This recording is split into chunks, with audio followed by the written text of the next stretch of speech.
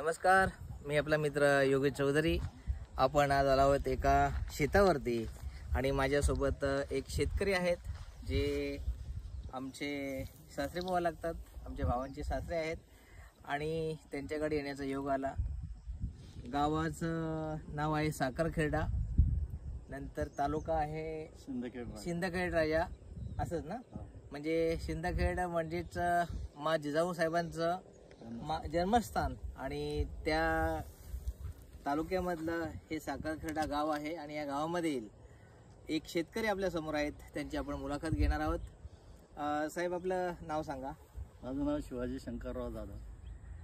साहेब, आपल्या या शेतावरती मी आल्यानंतर इथे पाहिलं, इथं सुरुवातीलाच ऊसाची लागवड केलेली दिसून येते.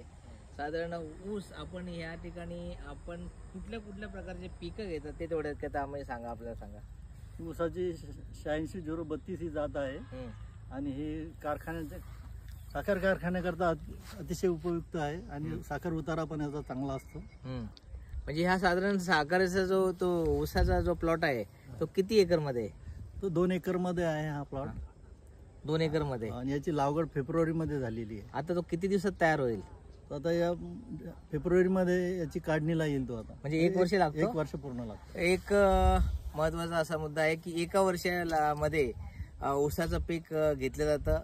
2 एकर मध्ये हा समोर प्लॉट दिसतो त्या ठिकाणी आपण बघू शकतो. आणि त्याच्याच बाजूला जो असलेला हा जो प्लॉट आहे, या ठिकाणी आपण काय टाकलेलं साहेब? गहू. हा जो दुसरा प्लॉट आहे तो गव्हाचा प्लॉट आहे. आणि हा असं आपल्या पाठीमागे दिसतोय, या ठिकाणी मक्का टाकलेला आहे. मक्का म्हणजे आपण पॉपकॉर्न्स जे खातो ते भाजीसाठी, ते उकडून खाण्यासाठी, किंवा जे काही उत्पादन ज्याचं केलं जातं उत्पन्नासाठी. तर हा जो मोठा प्लॉट, हा किती साधारण प्लॉट मध्ये आपण मका केलेला आहे? हा इथे 2 एकर आहे आणि पलीकडे आणखी 4 एकर आहे, 6 एकर आहे सगळं. हा जो फक्त मका किती एरियामध्ये? हा 2 एकर आहे इकडे. 2 एकर मका आपण केलेला आहे. आणि आपण या ठिकाणी बघू शकतो चांगल्या प्रकारे आता लागवड. साधारण मका किती दिवसापूर्वी पेरलेला आहे? तिची लागवड 2 नोव्हेंबरची आहे. हा, आज त्याला 25 दिवस झाले. म्हणजे मक्याची पूर्ण वाढ होऊन त्याचं उत्पादन किती दिवसामध्ये होतं? साधारण 90 ते 110 दिवसामध्ये येतं. अच्छा, म्हणजे 90 ते 110 दिवसामध्ये मक्याचं सुद्धा त्यांचं पीक घेणार आहेत. या ठिकाणी आपली जागा किती एकूण? सगळं शेती क्षेत्र 11 एकर आहे. 11 एकर 10 गुंठे. 11 एकर मध्ये आपण सगळ्या प्रकारची शेती 11 एकर आहे ती संपूर्ण आपण या क्षेत्रामध्ये शेती करता की काही अशीच नाही?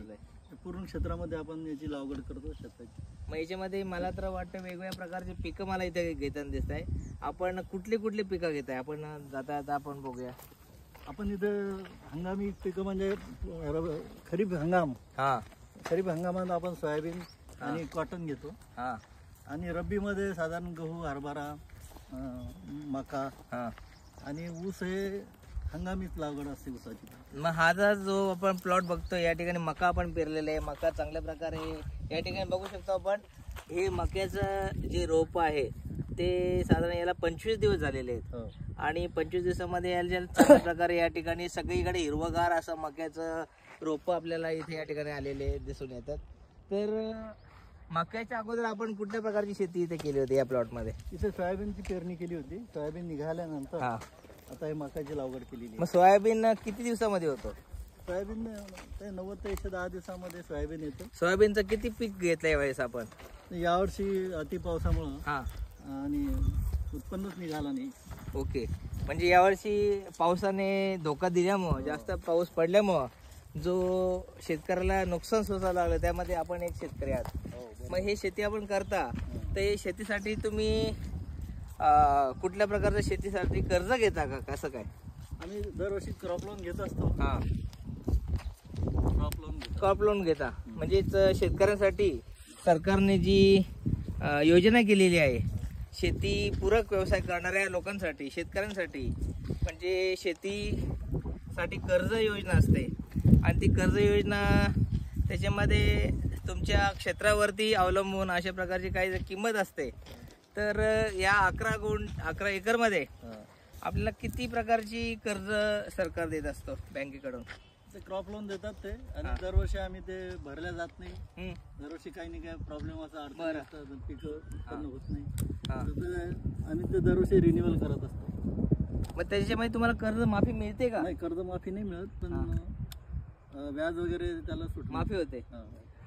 एक थोडीशी मला या ठिकाणी दखल घ्यायची आहे की शेतकरी शेती करत असतो, परंतु निसर्ग जर त्याच्यावरती जर निराश झाला तर शेतीमध्ये जो नुकसान सोसावं लागतं त्याच्यामुळे थोडासा शेतकरी हातबल झालेला आपल्याला दिसून येतो. परंतु शेतकरी शेती करायचं सोडत नाही, शेती करणे त्याचं कर्तव्य आहे. आणि या शेतकरी राजा आपल्या शेतामध्ये हे अशा प्रकारची वेगवेगळ्या प्रकारची पिकं घेतो, आणि ही पिकं घेतल्यानंतर आपल्यासारख्या सर्वसामान्य माणसापर्यंत या भाज्या असतील, ऊस असेल, कापूस असेल, साखर असेल, या ठिकाणी आपण बघू शकतो. या ठिकाणी कापूसाची बोंड आपल्याला दिसून येतात. ही कपाशी लावलेली आहे. हे कापूस आपण जे वस्त्र आपण घालतो तर ते या कपाशीपासून तयार होतात. याच्यापासून गाद्या, उशा, नंतर हा कशासाठी वापरला जातो? हा जो स्पेशल क्वालिटीचा कॉटन आहे, हे फक्त प्लॉटिंग करता, म्हणजे सीड उत्पादनचं कॉटन आहे.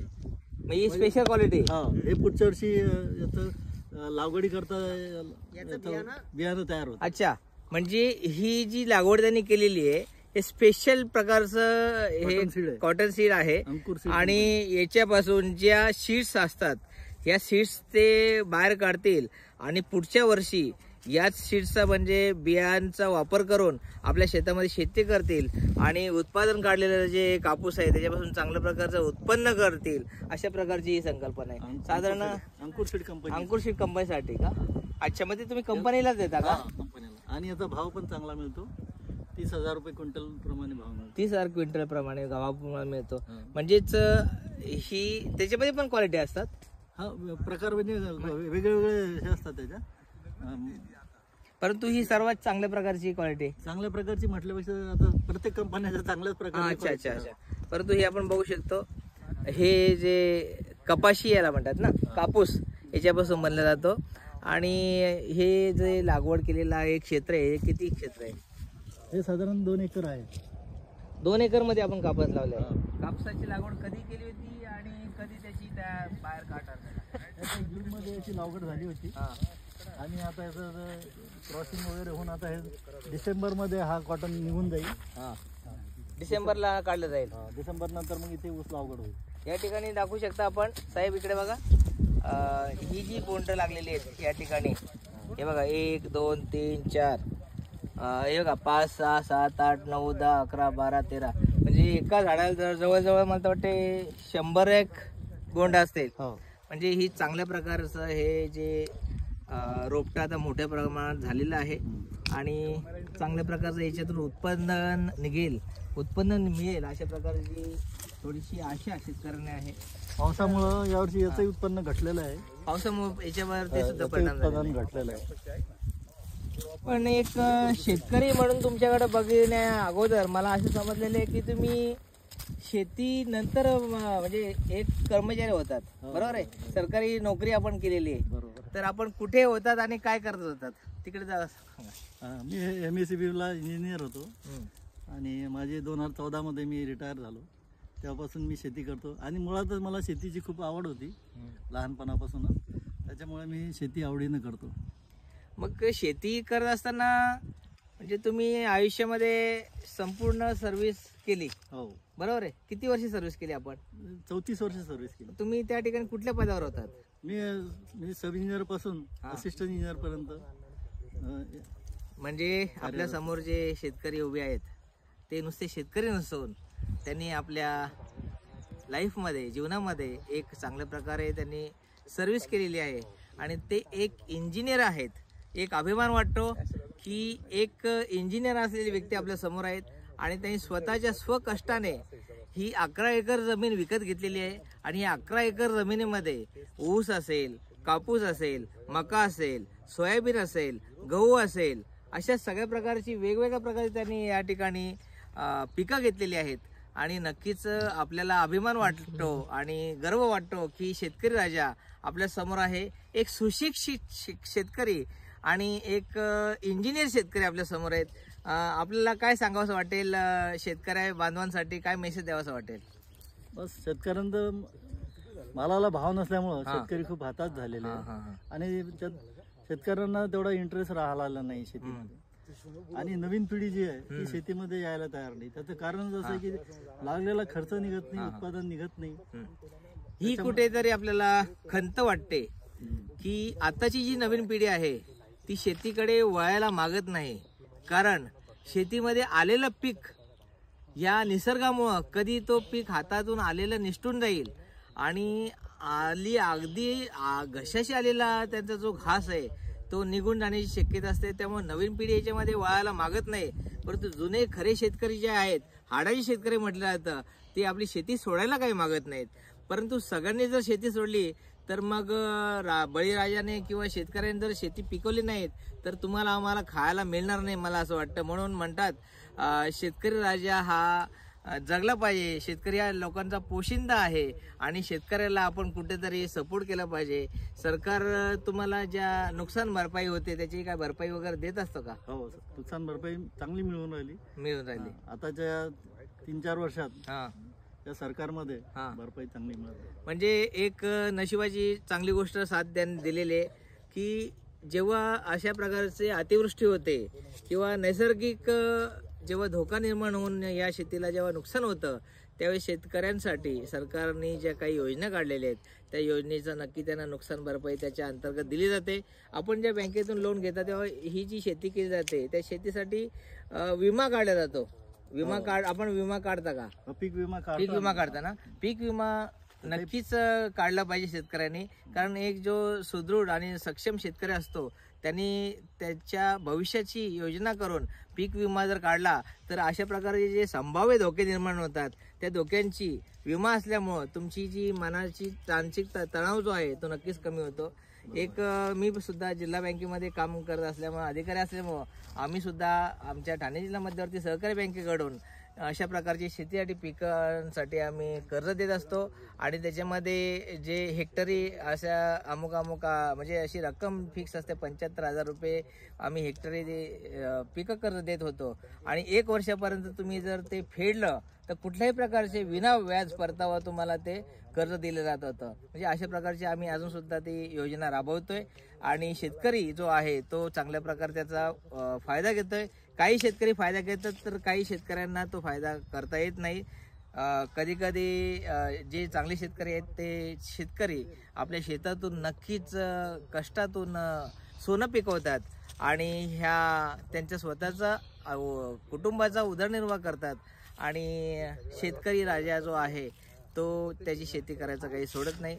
आणि तुमच्याकडे बघून असं वाटतंय की आपल्यासारखी जे एक सुशिक्षित शेतकरी जर असेल तर नक्कीच त्याची शेती ही कधी जरी नुकसान जाणार असेल तर ती अशा पीक विमासारख्या ज्या गोष्टी असतात किंवा संभाव्य धोके बघून तो त्याची पेरणी करत असतो. कुठला पीक कधी घ्यावं याची तुम्हाला चांगल्या प्रकारचा अनुभव असल्यामुळं तर अशा प्रकारची तुमचे जे काही नुकसान असतं ते कुठेतरी लेवल करायची तुमची इच्छा असते. म्हणजेच एका प्रकारच्या 11 एकर जमिनीमध्ये आपण वेगवेगळ्या प्रकारची जी पिकं घेता याच्या पाठीमागचं कारण काय? त्याचं कारण तेच की एक जरी पीक गेलं तरी ते दुसरं पीक आलं पाहिजे असा त्याच्या मागे उद्देश आहे. नक्कीच एक पीक जरी गेलं नुकसान झालं तर दुसरं पीक कुठेतरी हाताशी लागलं पाहिजे अशी शेतकऱ्याची भावना असते, अशा शेतकऱ्याचा उद्देश असतो. सोयाबीन जर गेला तर बाबा कपाशी तरी कामाला येईल, कपाशी जरी गेली तरी ऊस तरी कामाला येईल, ऊस जरी गेला तरी गहू तरी कामाला येईल. म्हणजेच कुठे ना कुठेतरी आपल्याला जो शेतकरी असतो त्याचं कुटुंबाचं जो त्याचं नियोजन असतं त्याचे कॅपिटल जे असतं ते जे भांडवल त्याच्यामध्ये लावलेलं असतं ते नुकसान होऊ नये अशी त्यांची इच्छा असते. म्हणून शेतकरी जो आहे तो सुज्ञ आणि चांगला हुशार शेतकरी असेल तर नक्कीच आपल्या ह्या शेतातून हा मळा फुलवून तो नक्कीच स्वतःच्या कुटुंबाचा आणि स्वतःचा उद्धार करू शकतो. आणि आपल्यासारख्या सर्वसामान्य जनतेला जे शेती करत नाही त्यांच्यापर्यंत धनधान्य आणि सगळ्या प्रकारच्या भाज्या असतील, फळं असतील ही पोचवायचं काम करतो. म्हणून नक्कीच या शेतकरी राजाला आपण सलाम करतोय. आपण आपला अमूल्य असा वेळ देऊन आम्हाला जी माहिती दिली त्याबद्दल आपला खूप खूप धन्यवाद. आणि पुन्हा एकदा सांगतो की अण्णांचं, आम्ही त्यांना अण्णा म्हणतो, जाधव साहेबांचं पुन्हा एकदा मी अभिनंदन करेन. आपल्याकडून अशाच प्रकारचे चांगले चांगले पिकं घेऊ देत आणि आपल्याला ह्या पिकातून चांगल्या प्रकारचं उत्पादन आणि उत्पन्न मिळू देत. मी अशी प्रार्थना ईश्वरा करेन, निसर्गा करेन की जो शेतकरी शेती करतो त्या शेतकऱ्याला कुठेतरी आलेला जो तोंडचा घास असतो त्याला तो मिळू देत आणि नक्कीच त्याची कुठेतरी कष्ट फळास येऊ देत, एवढं मी सांगतो आणि इथेच थांबतो. नमस्कार.